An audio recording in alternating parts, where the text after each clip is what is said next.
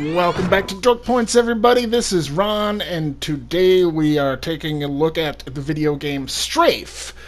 But first, before we get into that, we got to talk about Project Warlock. Yes, because I mentioned it briefly in a video, but I have since then played through pretty much all the game. I beat the game on easy. Anyway, it's a hard game, to be honest. And I don't know if you saw that last video, but basically the game, you have to beat 2 to 3 levels in order to save. There are areas. There's like 3 levels in one area, and you have to beat that in order to save the game. So sometimes it's tough, man. And getting through the first couple areas was the worst, but it turned out to be a great game. I'm so glad I played it, and it really was a lot of fun and totally worth working to get good in the game. Yeah, so if you haven't tried it out and you love this kind of stuff, yeah, Project Warlock is fantastic. Now, now that I've said that, let's talk about Strafe. So Strafe is basically the same thing. It's a throwback first-person shooter, just like Ion Fury and Project Warlock. It's a newer game made to look old. Unfortunately, it also feels old. It doesn't feel great to play. I love the look of it. I love the music. I love a lot about it.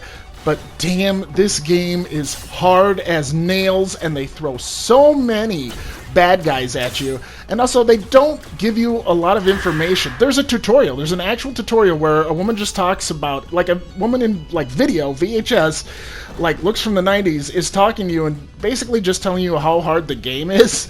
And then I think they have you look around and jump, but that is the extent of the tutorial. So they don't teach you how to heal. They don't teach you how to, maybe they teach you how to switch weapons. I don't think they do. They don't teach you the dynamic of the game, that there's save points at the end of each area, but you can only use them once. They don't tell you that it's a roguelike and that every time you turn it on, the level's going to be different. So yeah, it was just me playing the first 3 levels, kind of like Project Warlock. All 3 levels are one area, and once you beat that, you move on to the next area. And here you can see that I have moved on. Finally, I beat those first 3 levels, and I moved on to the new area. Very exciting. Except that I started playing, and I immediately died. And then when I started the game up again, I was all the way back at the beginning of the first 3 levels because of this. You see that? Press interaction to insert the... Ooh, and then it's gone. That fast. So throughout the previous 3 levels, you were supposed to collect parts for that teleporter and put them in order to save the game here.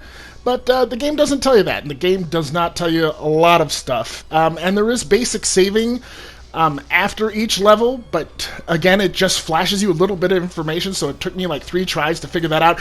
And when it saves, it saves once. And so it kicks you out of the game. So then you can go back, but if you die, the whole thing starts over again. It's like an old school Nintendo game. There is a save point, but it just stops the game. So if you want to take a break for the night. And again, they don't tell you anything about that, and it takes hours to learn, and then they don't explain how healing works. As you can see here, I did finally get a rocket launcher by collecting enough coins. They give you a point system, and you can get special stuff for each coin. You can buy a different thing. So I highly recommend, if you are playing this game and you do get a coin, select Rocket Arena, because it just gives you a rocket launcher for the whole game, and it makes it so much easier. And I was able to get through the first 3 levels. But other than that, there is no difficulty settings. There's nothing to make this game easier. And again, no instruction on how to do any of that stuff either. And I just, as much as I love it, there's just a lot of bad here. So if you like games like this, you're probably going to dig it. And I'm going to keep playing it, and I'm going to try to beat it. But just be forewarned, there is a lot here that the game just does not tell you that you have to look up in order to just keep functioning in the game or keep playing the game or moving it forward. It's tough and it's brutal and it's unfair at times. There's glitchiness. Like you can see this whole section where I spent 20 minutes trying to get this severed head to scan, but apparently there's another severed head all the way over on the other side of the level that I didn't find. And again, I didn't know any of this anyways. I just came to that little scanner there and saw a face, and I was like, what? And then I looked all over the level, and after like 10 minutes, I found a body that was glowing, and I was able to grab its head, but it was the wrong body, and the actual head I needed was, of course, at the very beginning of the level. So there you go, Strafe. Kind of a, yeah. Be forewarned. Be forewarned. I'm going to keep playing it, but be forewarned.